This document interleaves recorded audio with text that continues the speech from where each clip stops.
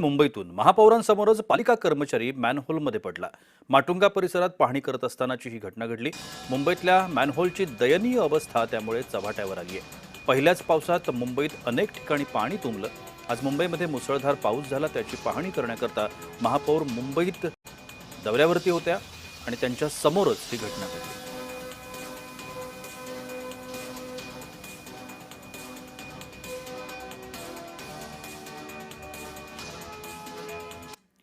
दरम्यान पहिल्याच मुसळधार पावसाचा मुंबईकरांना फटका बसला।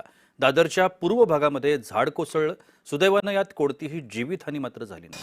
मात्र एका कारचं प्रचंड नुकसान झालं। तर विक्रोळीमध्ये संरक्षक भिंत कोसळली। विक्रोळीच्या सनसिटी कॉम्प्लेक्स परिसरामध्ये ही घटना आहे। संरक्षक भिंत कोसळल्यानं अनेक वाहनांचं नुकसान झालं। मुसळधार पावसाचा साकीनाक्याला देखील तडाखा बसला। पाणी साचल्यानं रस्त्यावरती पार्क केलेल्या दुचाकी या ठिकाणी पडल्या।